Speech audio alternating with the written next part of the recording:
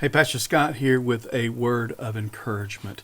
So I was reading out of our quarterly devotional book here at Trinity, and the Thursday, September 21st devotion just got me, and I just want to share that with you. It's from Colossians 3, verse 12. It says, "Clothe yourselves with tender-hearted mercy." Now, what got me, it's not just mercy, tender-hearted mercy, kindness, humility, gentleness, and patience.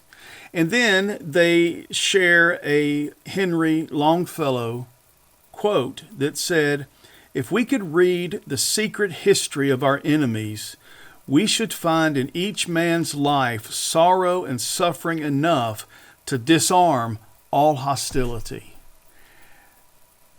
And it just dawned on me, everybody that we run into has a story. Everyone that we run into has a wound, a deep place wound, a deep hurt, a deep resentment, abuse.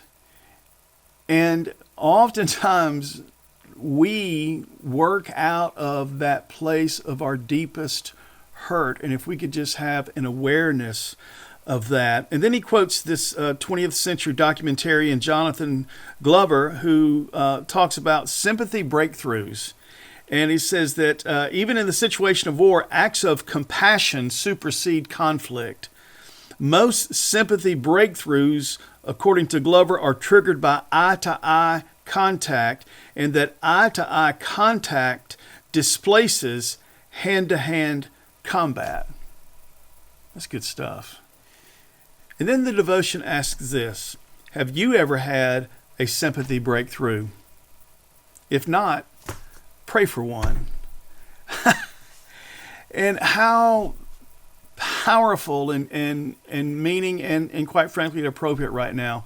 We who are all in this Methodist family, we've been through some very difficult times. And yes, there's been difficult processes, but the difficult thing is the relationships. And I think most of us have some type of relational carnage in our wake.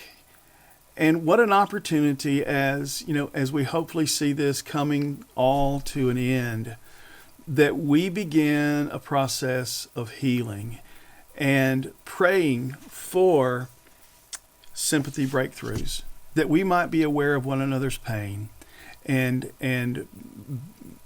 be mindful of that and ask the Lord.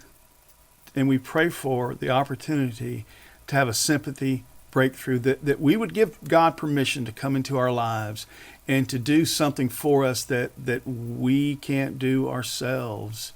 And that is to forgive. And then if you continue to read in Colossians chapter 3, you come to verse 13, and he's talking to church people. There must be a reason Paul had to write this to church people. "Bear with each other and forgive one another if any of you has a grievance against someone." And then Paul sets the bar for forgiveness. Forgive as the Lord forgave you. Forgive as the Lord forgave you. "But God, you don't know what they did." "Yeah, but I know what you did and I still forgave you." "Well, God, that's not fair." "You're right, that's not fair. Just like me forgiving you wasn't fair." God, if I forgive, it's like letting them off. And Jesus would say, yeah, like I let you off. So I don't know what's going on with you, but we just felt compelled to share this word and this encouragement of forgiveness. And I hope you will be encouraged. And go Ryder Cup, Team USA, and go Dogs.